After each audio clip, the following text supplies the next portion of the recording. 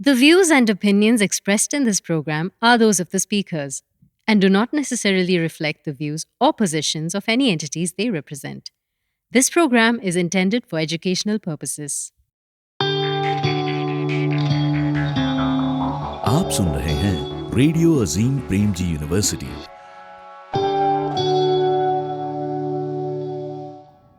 मेरे राम का नाम जो लेवे बारो बार, त्याके पाँव मेरे तन की पैजार। हासत खेलत चालत बाट, खाना खाते सोते खाट। जातन सो मुझे कुछ नहीं प्यार, असते के नहीं हिंदू धेड़ चमार। जाका चित लागा मेरे राम को नाम, कहे तुका मेरा चित लागा त्याके पाँव। This poem is by the 17th century Marathi saint poet Tukaram. But as many of you would have noticed, the poem itself is actually in Hindi, a Dakkani form of Hindi from the 17th century. Tukaram also wrote some poems in this language. Here Tukaram is saying that caste doesn't matter to him. Jatan so mujhe kuch nahi pyar. As long as the fellow traveler, the person he's talking about, has Ram in their heart, then it's enough for him. He eats with them, he travels with them happily. And not only that, kahe tuka mera chit laga tyake pao. He's ready to submit himself to that person, no matter who they are, what their caste is. Poets are the people who always remind us of the things that we are in danger of forgetting as a society. Remind us of what it really means to live a good life, even a virtuous life, and just to be a human being. So let's look at poetic traditions that have performed the function over the centuries of reminding us of our core values. And those values are no big surprise. They are the same ones that are found in our constitution. They are the same ones that many societies try to live by. Liberty, equality, fraternity, justice, all of these big ideas that are there and have been there through history. What the Constitution of course says many things. It provides a framework for running the country also. But the part that we are talking about now, which is where these founding values are mentioned, these are not new values by any means. The Constitution is just the latest, if you will, formal, modern way of saying them. And these poetic traditions that we will talk about in our series now, and the biggest example of this in India is the Bhakti tradition. You find poets from all over India from hundreds of years saying the same thing over and over again. Sometimes you read a poem from the 1200s and it's really not saying anything very different from a poem written 400 years after that, or 500 years after that, or 300 years before that. They are doing the duty of every generation of reminding those people living then what it means to be alive. The idea that humans are humans, fundamentally they are not different from each other despite class and so on, that's, I don't think, is a modern idea. And we see this repeatedly in the kind of poems that we are going to look at in our show as well, that whatever ideology of the day exists that claims people are not equal or people are different by birth and so on, that is challenged in its time. In every age there is such an ideology, but in every age it's also being challenged. What I'm really interested in is exploring the histories of these constitutional ideas. Over the course of the next few episodes, we will travel all over India, listen to all kinds of people in many, many different languages. We will go to Pandharpur in Maharashtra, where we will hear from the Marathi Varkari poets like Namdev the tailor or Chokha Mela the Mahar. We will travel north to Banaras and hear from Kabir the weaver, Raidas the cobbler. We will travel to Rajasthan. We will hear from Meera and other poets of that region. We will also go down south to Karnataka and we'll hear from the Kannada Vachanakaras, people like Devaradasimiya the weaver or Madara Chennaya the cobbler. These people constitute the Bhakti path or tradition. But first, before all that, I want to start our journey in 20th century Bombay.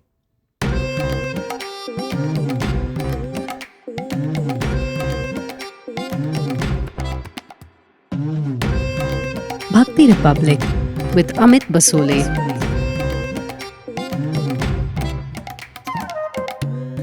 Episode 1, Saara Jahan Hamara.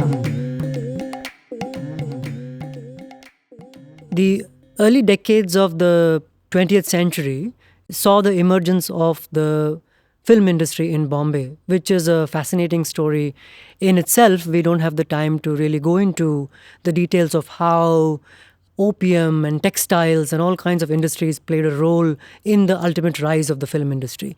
If you're interested in these things, then check out the extra that we have along with this episode on the history of the film industry. But for now, I want to just highlight one particular aspect, which is the emergence of a huge new public sphere for writers and poets to access. What do I mean by that? Well, think about it. These films are being produced, cinema halls are coming up, film going is becoming an activity. The films, of course, have music as a very key component to them. The songs are going everywhere, not only when people see the film, but also mainly through radio and things like that. There is audiences being created all over the country, all the way from the Punjab and Sindh to the parts of modern North India, UP and that whole area, all the way to Bengal. In Maharashtra, there's an immense reach of this new medium that is now available for writers and artists of all kinds to make use of. The most interesting for our purposes, the users of this newly available vast public sphere are to create a new public consciousness rather than only to entertain or to reinforce older values, seem to have been the progressive writers and poets. They used older forms of poetry, older themes to make new points. They wrote about love, of course, but they also wrote about equality, justice, fraternity, and so on. Sahir Ludhianvi took a leaf from his older contemporary Faiz Ahmad Faiz and turned his love poetry into a vehicle talking about social change and revolution.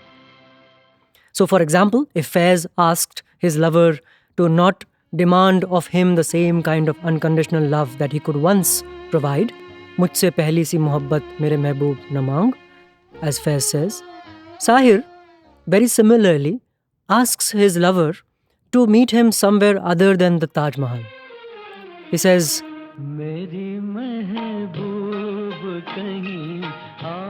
for him, the Taj is not a symbol of love, but of feudal exploitation. And in this song, he's asking his beloved, look, what we see, all of these grand edifices and so on, that's not really ours. That's somebody else in some other age using somebody's money, they made it. Why should we feel anything about it? It's a very interesting take on the Taj Mahal. And he ends this poem with a very famous line I think many of you would have heard.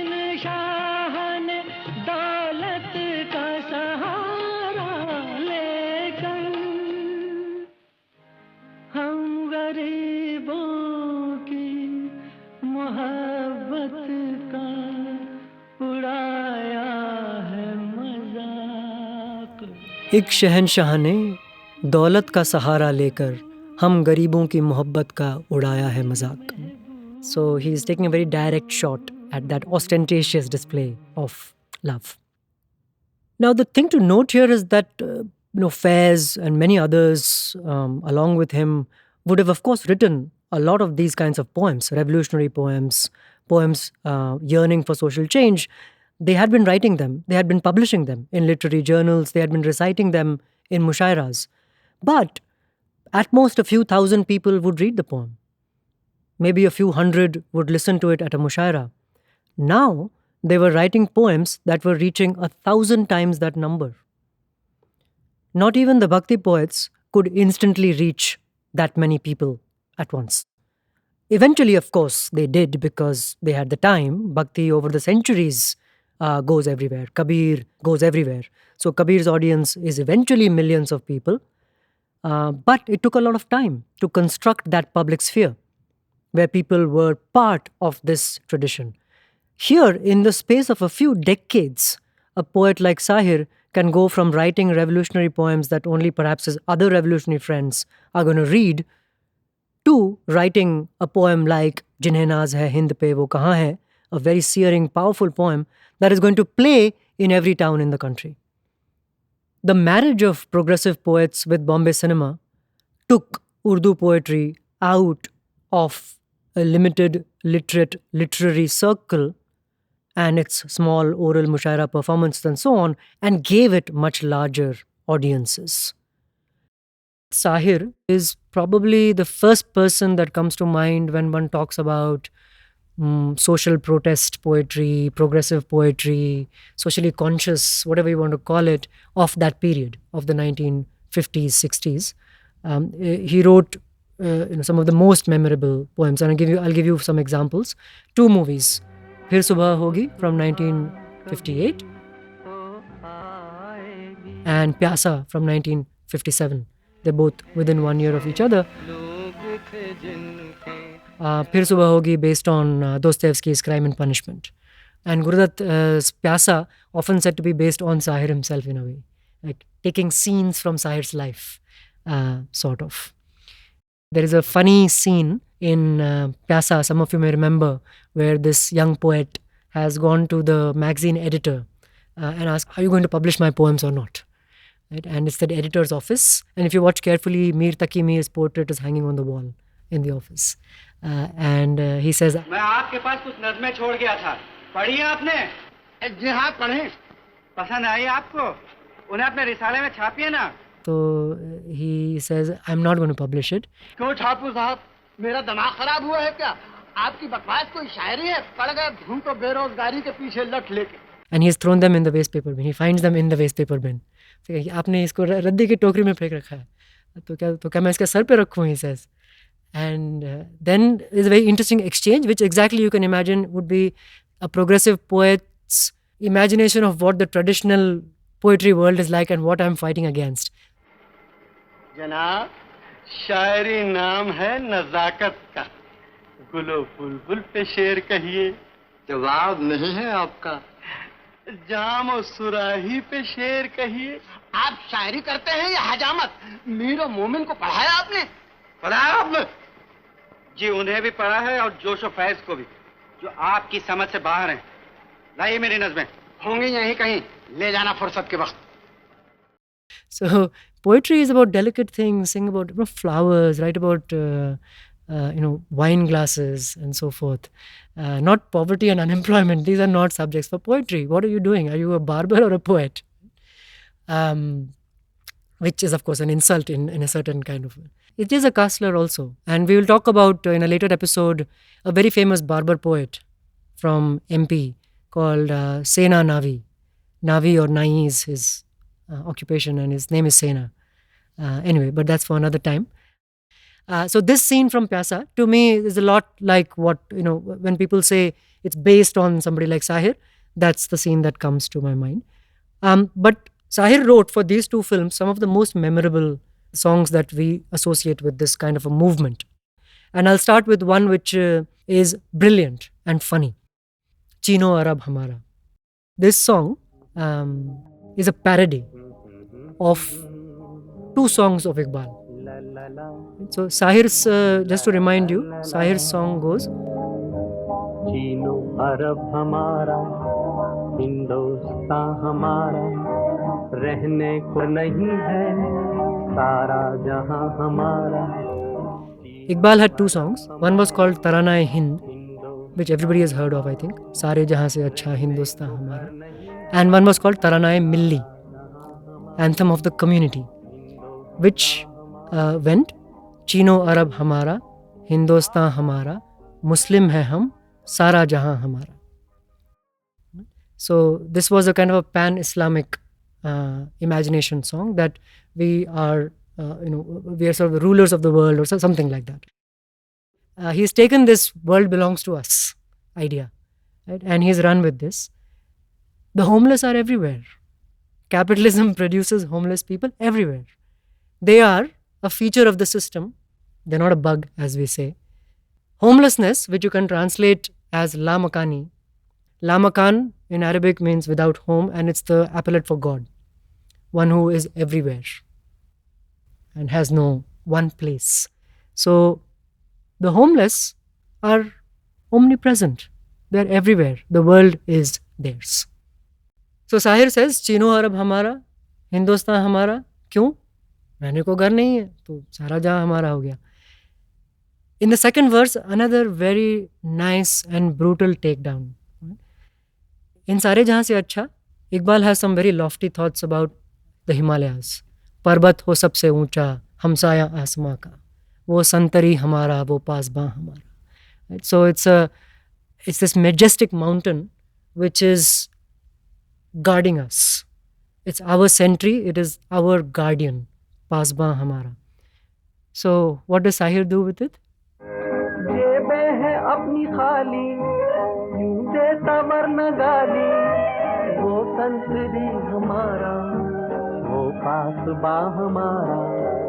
And the scene in Raj Kapoor's film here is Raj Kapoor being hacked out by the policeman. Right? So, I'm penniless.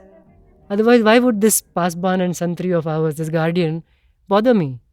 What is the job of the police? It is to bother poor people and to protect the rich. Fantastically, he has taken the Himalayas and made it into a Havaldar. And I just love the causticness with which he has approached this. I should clarify that I have a great respect for Iqbal's poetry. I'm not for a moment saying that Iqbal is a bad poet or anything like that. But that doesn't mean that I can't also enjoy Sahir's brilliant parody. The last verse, which goes,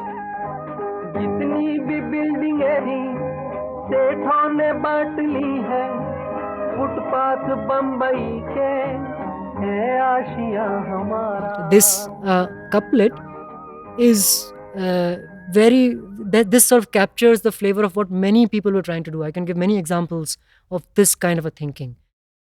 There is a poem by Kaifi Azmi, who was also a very big part of this progressive writers milieu of the day, called Makan.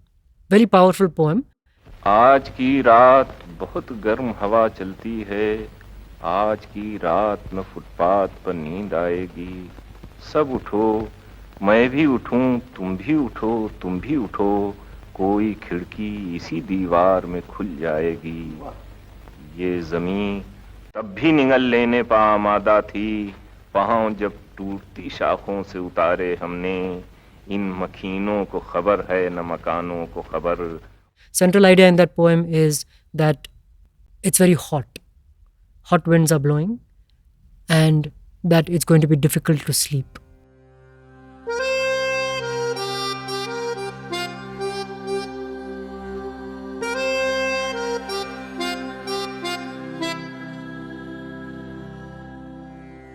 The high point of the progressive poetry movement in film is thought to be in Pyasa, where Sahir reaches really the pinnacles, I think, of his poetic power. And one of the most famous, there are two kind of iconic songs here. One is Ye Duniya Agar Mil Bhi Jaye To Kya Hai. But my favorite is really the other one, Jinhe Naaz Hai Hind Pe.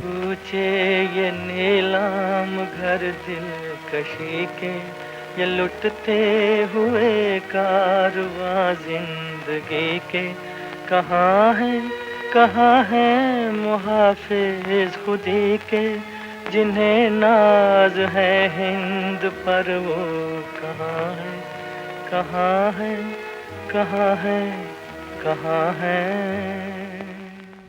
And the story behind this song is also quite interesting. This is actually a pre-existing poem. Right? So many times what happened was that poets like Sahir had already written poems that they felt would be appropriate to certain situations in the film and so on, and they would bring those in. Now, one problem that this posed was that a person like Sahir often wrote in a very high register of Urdu. He was a literary poet. So it was often felt that the language would be a bit beyond the ordinary film person. For example, the refrain of Jinhe Naaz Hai Hind Pe Wo Kahan Hai, the original refrain was not जिन्हें नाज है हिंद पे वो कहाँ है. It went. Sana Khan तकदीर से मशरिक कहाँ है. So he says all of these things about, describes the brothels and the sex workers and their lives and so forth. And then the refrain was, those who sing the praises of the virtues and the holy values of the sanctity of the East, that the East is the holder of all of these human virtues and so on. Where are those people? That was the original thing, and it's a hard-hitting one, but it becomes even more hard-hitting in the adapted version. Sahir achieved two things. His genius was that he simplified this, but also he took a dig once again at Nehru, right, who was at that time often in the subject of ire for these people. So Nehru had recently spoken of being proud of India. He had used the words Hind pe naaz hai. So Sahir takes that and puts that into his song. And he's saying, oh, you who say, तुमको नाज है हिंद पे, आओ यहाँ पे देखो क्या है. What is the reality of Hind?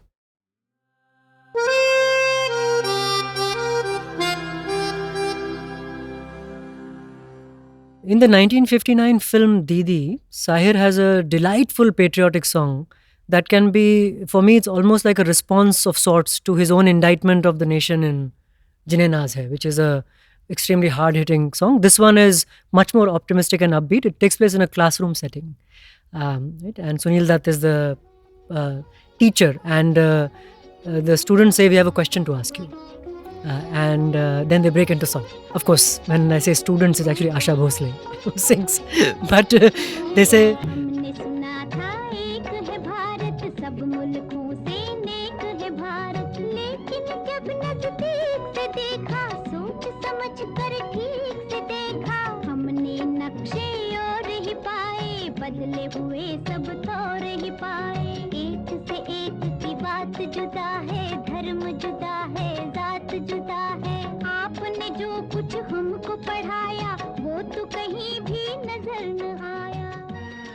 we've heard that India is one and it is greater than all other countries and whatever.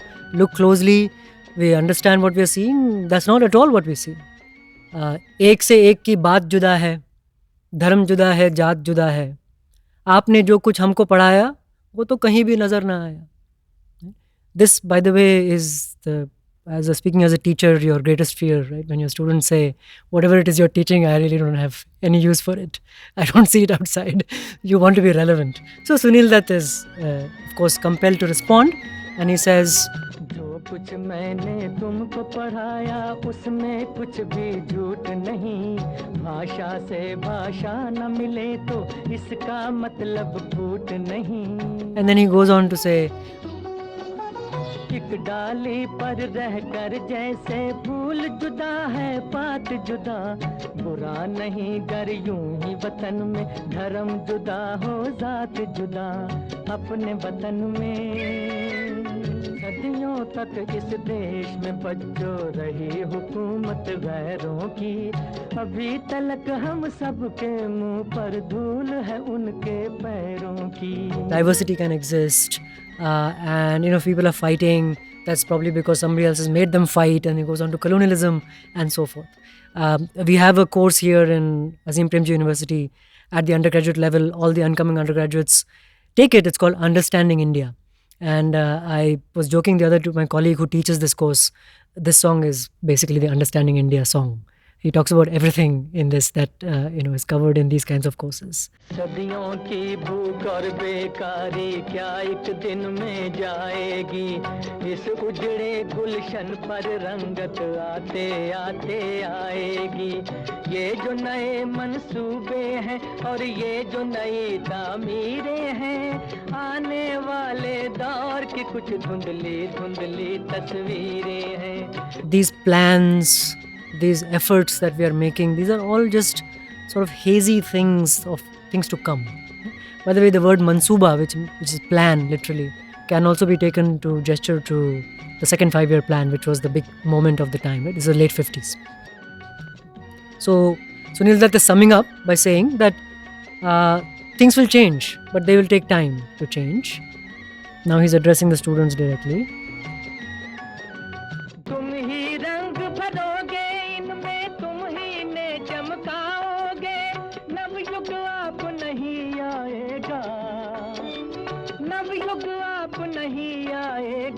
Navyug को तुम लाओगे. So this new age is not going to come on its own. You are going to be the ones who bring it.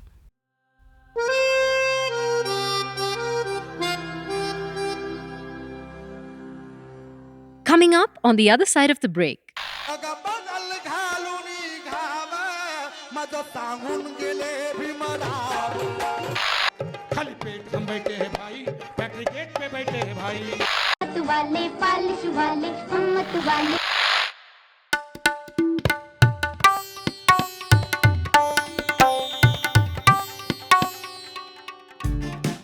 Often mathematics is about precision, right? But here again is an instance where ambiguity was utilized to the full power.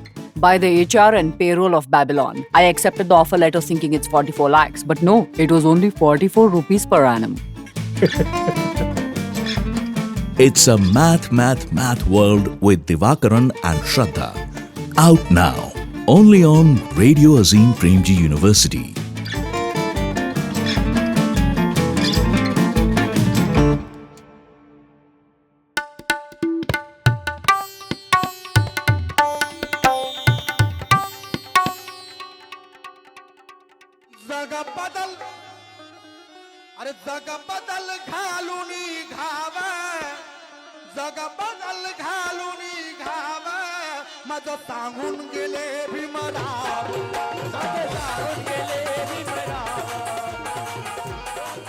जग बदल घालूनी घाव मज सांगून गेले Bhimrao. Change this world by striking a blow. This is what I have learned from Bhimrao or Ambedkar. These words in the praise of Dr. Babasaheb Ambedkar were written by the Marathi Lokshahir Annabhau Sathe. And I think of him as a kind of connecting figure between the textile world, the world of the mills and the mill workers and the Marathi-speaking world on the one hand, and the film world that we have been talking about so far, the world of the progressive writers and the Urdu poets on the other hand. Why is he a link? Well, both thematically, because they are talking about very similar issues, but also personally, because there were personal friendships between the Marathi Lokshahirs and the progressive writers who had come together in the working class struggles happening in Bombay in the 1930s, 40s, and 50s. Annabhau Sathe was born just a year before Sahir in 1920 in Maharashtra's Sangli district. He came from the Matang community, Dalit caste in Maharashtra, and his given name was Tukaram. He was named for one of the most famous Bhakti poets in Maharashtra, Tukaram, about whom we will talk more later. He later became famous as Annabhau Sathe. He migrated to Bombay with his family in 1931 and did many odd jobs. He came from a poor agricultural family. He did many odd jobs, including head loading, shoe shine boy, all of these kinds of things. Finally, he got a job in a textile mill in Chembur in 1942. And that's where he was introduced to communist ideas through the unions and so forth. So he started composing revolutionary poetry in traditional Marathi forms. The first two poems that he wrote were first called Nankin Sapovada. It's on the massacre in China during the phase of the Japanese colonialism in China in Nankin. And his second one is called Leningrad Sapovada. It's about the Battle of Leningrad. Annabhau Sathe is interesting because he learned to read and write in his teens. He had none of the cultural capital that people like Sahir and Majrooh came with. They came from well-to-do families. They were educated in some sense, either in the traditional educational system or the modern system. Annabhau Sathe was neither. And yet, he became one of the foremost Marathi writers. By the time he died in the 60s, he wrote 35 novels, 13 collections of short stories. He wrote plays, travelogues, poems, prolific person. And what is striking about him is his very organic synthesis of anti-class and anti-caste critiques of the social order. So he's influenced by communism. He's himself a worker, but he's also a Dalit, coming from a rural place in Maharashtra. So he's seen both kinds of oppression firsthand, and that comes through very clearly in his poems. He gave a very famous speech in the Dalit Sahitya Sammelan that happened in 1958, where he has this is one of his most famous quotes that you will see if you Google him. He says, "He jug, ही पृथ्वी शेषाच्या मस्तकावर नसून दलितांच्या तळहातावर तरलेली आहे." This world, this earth, is not held up by the Sheshnag of Hindu mythology, but rather is in the palms, in the hands of Dalits, of the working classes. And then he says something very interesting that connects to our bigger theme in what we're trying to do here. He's talking to writers. This is a Sahitya Sammelan that he's addressing. So he says, go close, look, and then write. For Tukaram's truth still holds. To understand people, you must live with them. It's interesting who he invokes to communicate this idea to writers. He's saying if you are in society, living with people, then your writing will be of a certain kind. And Tukaram is the person he goes to make that point. Suraj Engde, who is a well-known Dalit scholar, has said that you could even think of him as the forerunner of the entire Dalit cultural renaissance that happens in Maharashtra starting in the 60s. So names that some people might be familiar with, people like Namdev Dhasal or Raja Dhale, Daya Pawar, Baburao Bagul. These are all very famous Dalit writers from the 60s and 70s from Maharashtra, and Anubhav Sathe could be said to be their progenitor in a way. And Suraj Engde also points out that he's possibly the only poet and writer whose statues you can find all over Maharashtra. The story goes that Balraj Sahni was going to sponsor Anubhav Sathe's trip to the Soviet Union for a World Conference of Intellectuals for Peace, which was organized in 1948. But Anubhav couldn't go because the government refused to issue him a passport at the time. But this story also illustrates the connections that were forming between these people. The other person closely associated with Anubhav Sathe is Amar Sheikh. I'll talk a little bit about him. And if you Google him also, you'll find a very nice photo of Balraj Sahni and Amar Sheikh both hugging each other and with huge smiles on their faces, presumably taken at some rally or the other. So these workers' rallies became the point where people like Balraj Sahni and Majrooh Sultanpuri would meet people like Anubhav Sathe and Amar Sheikh because they were part of the same communist movement. Amar Sheikh, who is also very famous alongside Anubhav Sathe, he was born Mehboob Hussain Patel. He comes from a OBC Muslim caste in Solapur district of Maharashtra.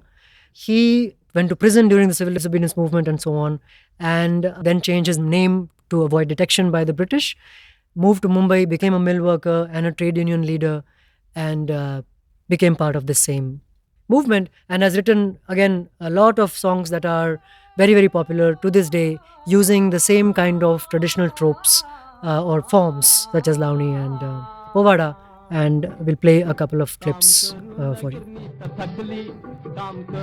So this song is about working in the mill all day and being tired.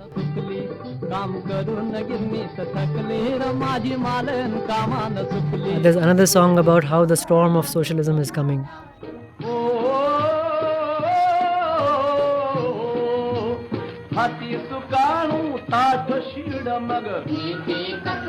प्रयत्न आपुले यमराजाला अरे समाजवादी दीप दिते तो प्यारा गाठो पहिलं तिरा दर्यावर तुफान आले वर आभाळ काळ झाले पण पिसाटला वारा यम पडवीत बसे नगारा. If you're interested in checking out the contemporary incarnations of the Marathi Lok Shahir tradition, check out the music of Chaitanya Tamhane's film Court, also an excellent film, but which has performances by Lok Shahir Sambhaji Bhagat. Here's Sambhaji Bhagat performing one of his songs. Way net पे बैठे हैं भाई, वे chat पे बैठे हैं भाई, internet पे बैठे हैं भाई, जंबो जेट पे बैठे हैं भाई, खाली पेट हम बैठे हैं भाई, खाली पेट हम बैठे हैं भाई फैक्ट्री गेट पे बैठे हैं भाई खाली पेट हम बैठे हैं भाई फैक्ट्री गेट पे बैठे हैं भाई खाली पेट हम बैठे हैं भाई फैक्ट्री गेट पे बैठे हैं भाई. In this song, he's describing the two worlds, the world of the haves who are connected to the cyber world, who jet around the globe, and the have-nots, the working classes.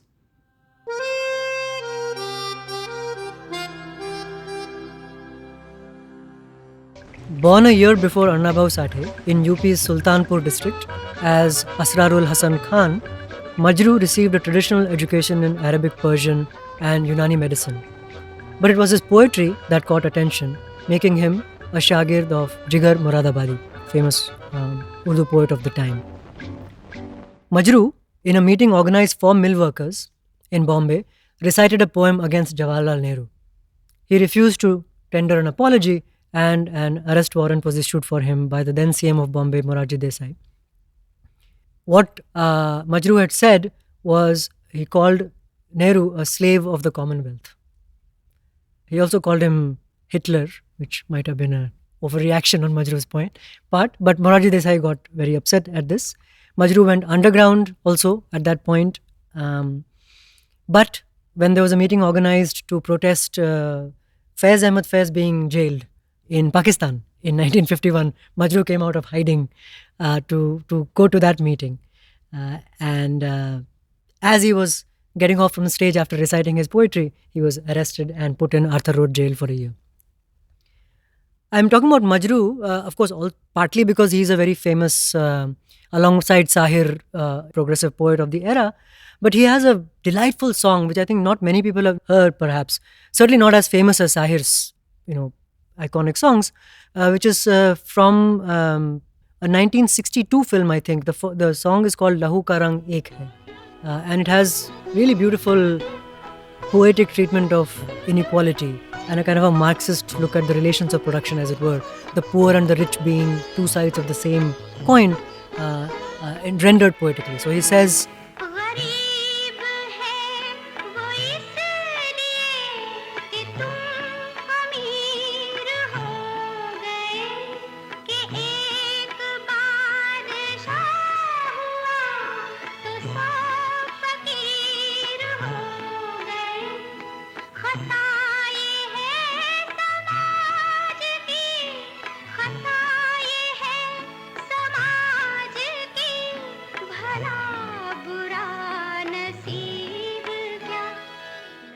so this is not about fate or being born in the wrong place or whatever. This is about a social structure that produces these things.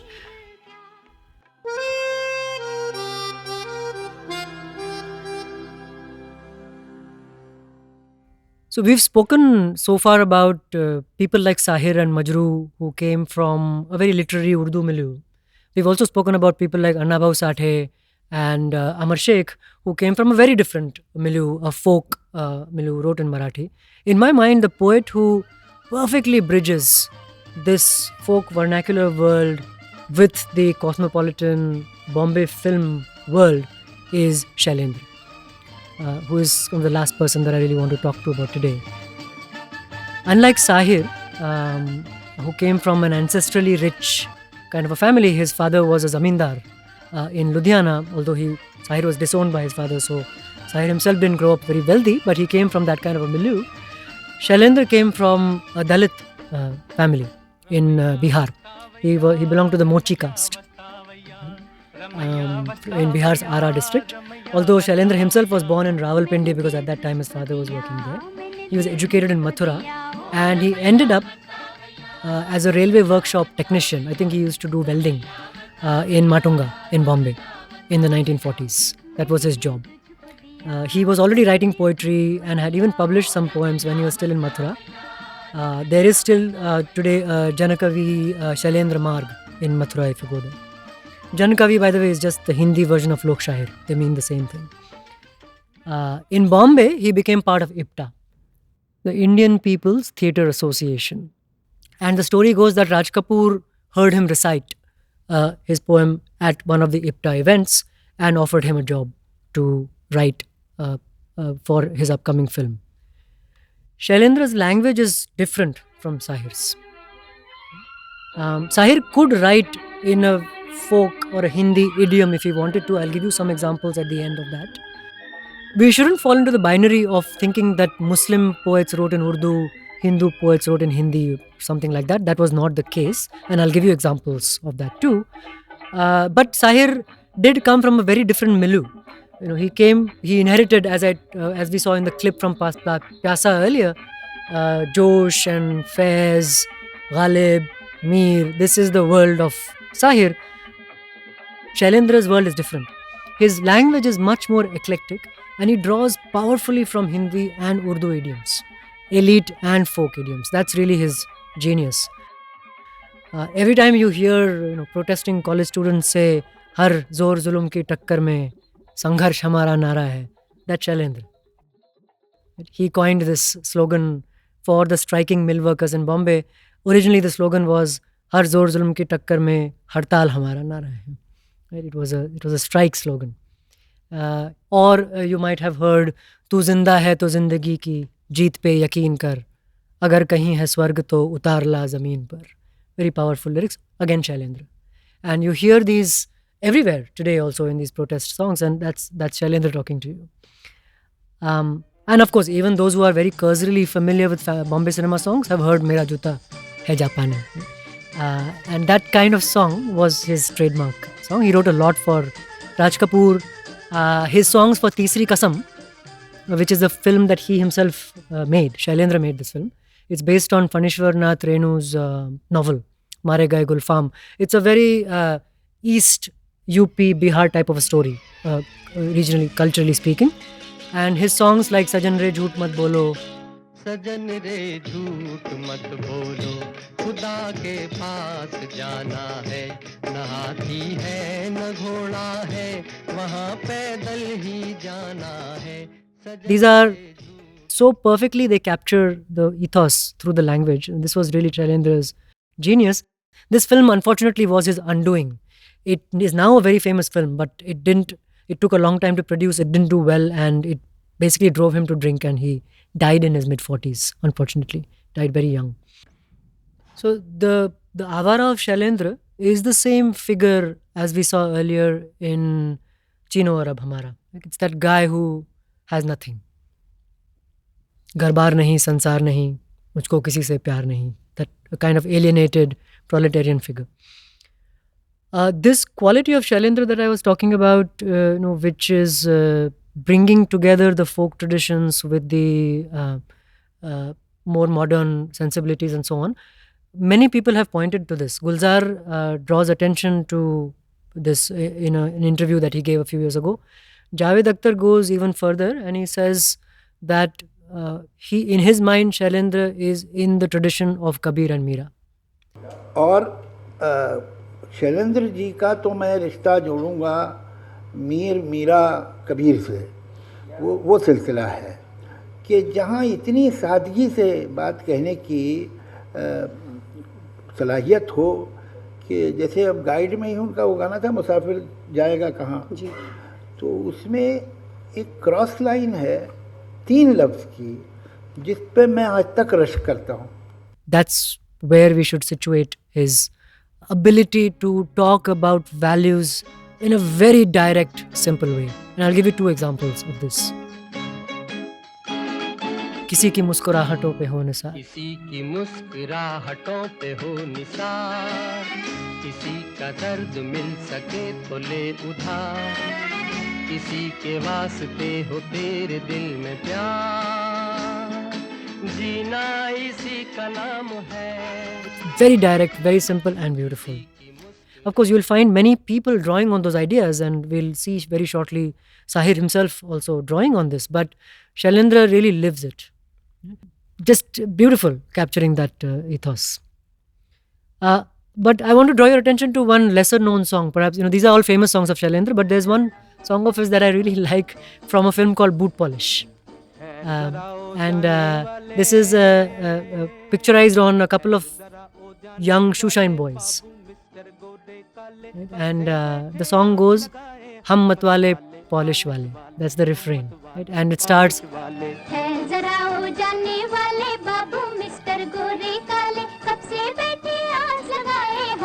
वाले polish वाले हम मत वाले polish वाले खैर जरा हो जाने वाले.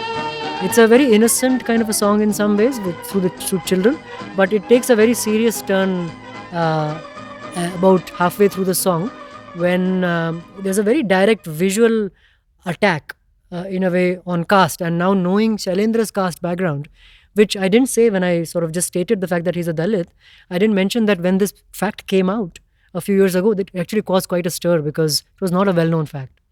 He himself did not talk about it. It must have been known in the film world, but it was not a publicly known fact. His son, when he was publishing a book on Shailendra a few years ago, mentioned this. And now you'll find a lot of things online where people are talking about the fact that he was Dalit and incidences in his life when he faced caste insults and so forth. So it's now keeping that in mind, there's a scene from this song which is really powerful to me. These guys are talking about being boot polish walas, and out of the blue you get the following lines. पंडित जी मंत्र पढ़ते हैं वो गंगा जी नहलाते हैं हम पेट का मंत्र पढ़ते हैं जूते का मुंह चमकाते हैं पंडित को 5 चवन्नी है अपनी तो एक ही कन्नी है फिर भेदभाव ये कैसा है जब सबको प्यारा पैसा है ऊंच नीच कुछ समझ न पाए हम मत वाले पालिश वाले हम मत वाले पालिश वाले खैर जरा हो जाने वाले. Again, you see a very, how do I put it, a kind of a child at work, but also someone that, it's a kind of directness that only can come from there. Right? I'm not saying that Shailendra is a child, but I'm saying that he can go to a place in his mind and look at society in a way that just will floor you. Right? And he's doing it with no difficult words at all. Right? He's just doing it. Sahir will have said many things that you would have to look up in a dictionary to make this point. But Shailendra doesn't do that. And that's where the Kabir Mira connection, I think, really comes in.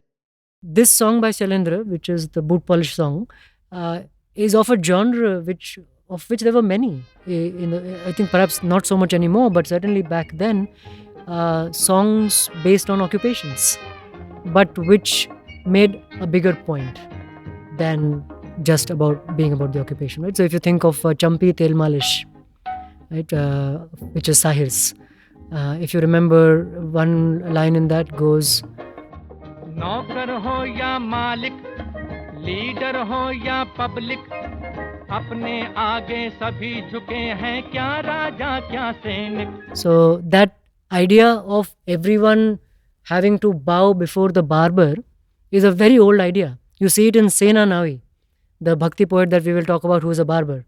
He talks about how everybody has to, the way he puts it is, all 4 varnas bow before us.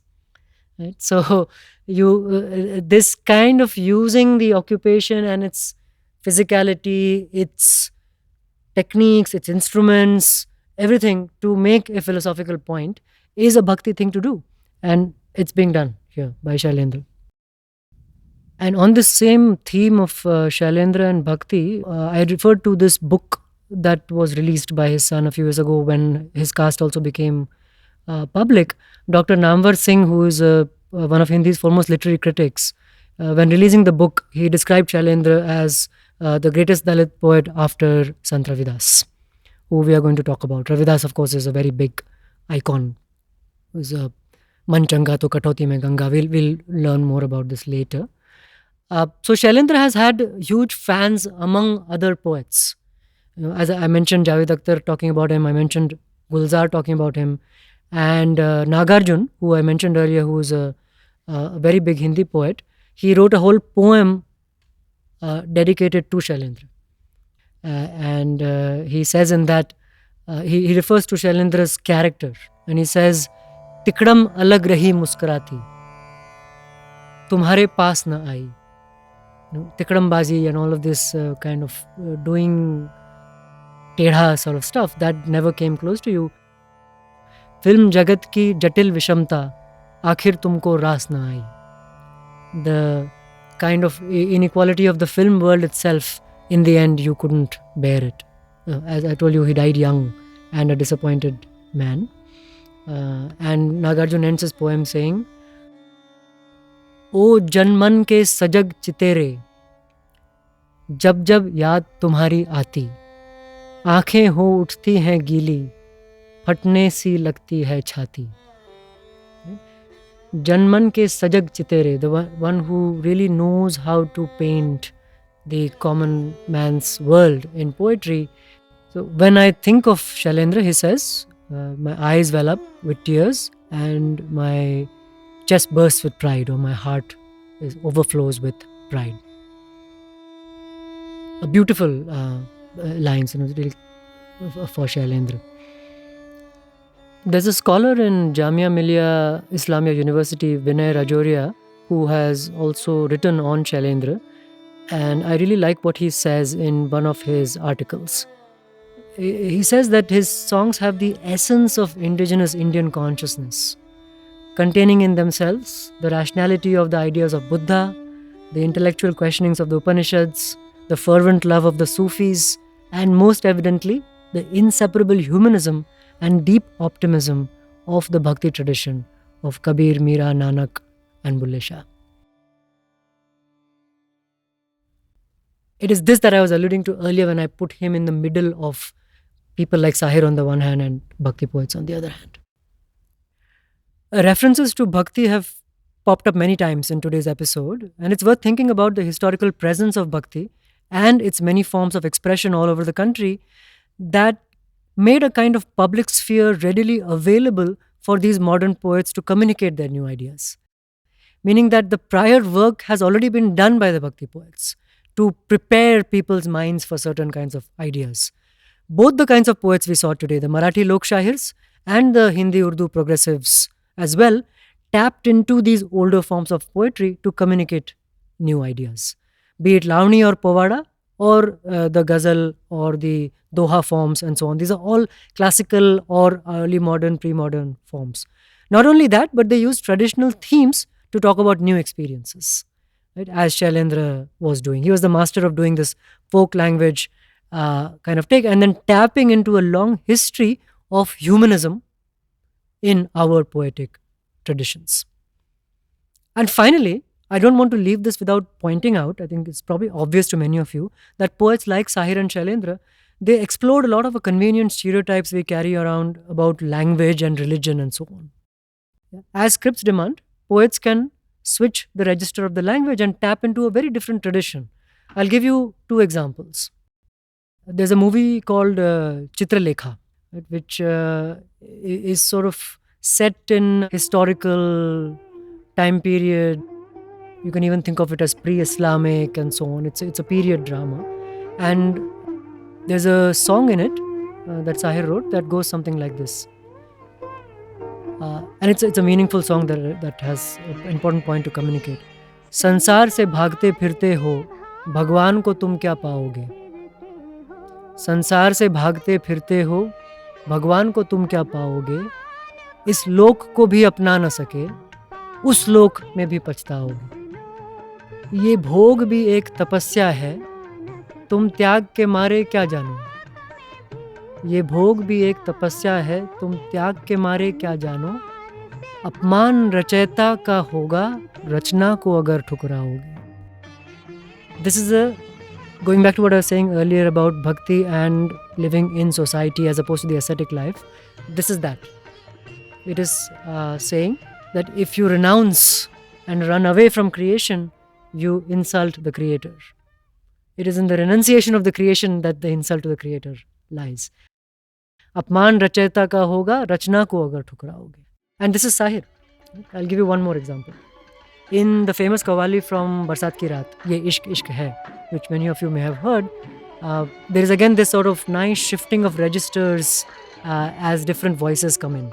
And at one point, the song, if you remember, na to karwan ki talash hai, na to reh guzar ki, and so on. It's a very high Urdu kind of a register that it starts with. In fact, it goes, na to karwan ki talash hai, na to humsafar ki talash hai, mere shauq-e khana kharab ko tere rah guzar ki talash hai. Very complicated Urdu. I won't even bother right now to go into it. But at one point, the song goes into this. जब जब कृष्ण की बंसी बाजी निकली राधा सज के, जान अजान का ध्यान भुला के, लोक लाज को तज के, हाय बन बन डोली जनक दुलारी, पहन के प्रेम की माला, दर्शन जल की प्यासी मीरा, पी गई विष का प्याला और फिर अर्ज करी के. First, just listen to the language. I don't need to tell you that it is a completely Hindi type of a register. But even more importantly, look at what he's talking about here and how beautifully he is invoking ideas that everybody in a certain milieu would be familiar with. Today, we cannot perhaps take it for granted. But particularly the last line, Darshan jal ki pyasi meera, pee gayi vish ka pyala. The story in question is that the Rana of Chittor, who is the, if you know anything about Meera, you know the main villain in all her songs is the Rana of Chittor, who sends her the poison cup because she has defied all social norms and she has to die. So she drinks the poison cup, but of course she doesn't die because she's Bhaktin. But this is referencing that. And the beautiful juxtaposition of Darshan Jal Ki Pyasi. I'm thirsty for that water of darshan, of seeing the divine in its presence. And in my thirst for that, I'm drinking the cup of poison. Beautiful.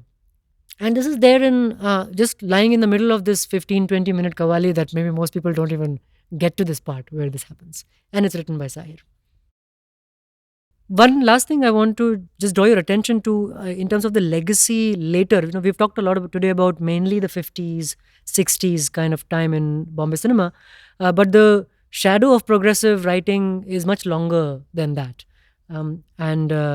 Just one example I'll give you, which is Piyush Mishra's tribute to Sahir, right? Dunya O Dunya, which very deliberately, I mean, in fact, directly invokes Sahir's Pyasa song, Ye Duniya Agar Mil Bhi Jaye To Kya Hai. So you can see that Piyush Mishra, who's a much more contemporary poet, is still carrying forward those memories in very direct ways. Ghalib के मोमिन के ख्वाबों की दुनिया, मजाजों के उन इनकलाबों की दुनिया, गालिब के मोमिन के ख्वाबों की दुनिया, मजाजों के उन इनकलाबों की दुनिया, फैज़ फिराकों साहिर व मखदूम, मीर की ज़ौक़ की दागों की दुनिया। ये दुनिया अगर मिल भी जाए तो क्या है, ये दुनिया अगर मिल भी जाए तो क्या है, ये दुनिया अगर मिल भी जाए तो क्या है. Well, we've taken a very long tour in today's episode from the history of Bombay and then Bollywood, and we've talked about various kinds of poets who were writing in different languages in those 40s and 50s. And what I want to draw attention to just on my way out is the combination of artistic excellence and immense popularity that really characterizes these people. Whether we are talking about the Marathi Lok Shahirs or the progressive poets, they combine these qualities in one in a very beautiful way. I don't think that this happens very often. In fact, the other striking example of this combination of sophisticated art and immense popular reach is the Bhakti movement, which we have kept coming back to. And in future episodes, we are going to take a deep dive into Bhakti poetry, Bhakti poets, and places that are associated with these poets. So we will go from here to Banaras next time, and from there onwards, we'll continue our journey to many other locations in India where Bhakti flourished at different points in our history.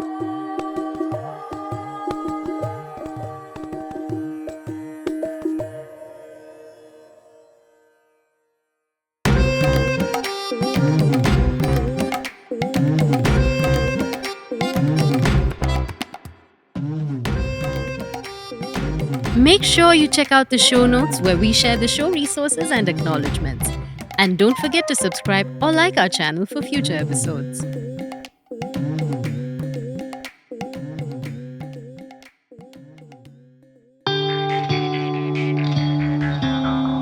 आप सुन रहे हैं radio Azim Premji university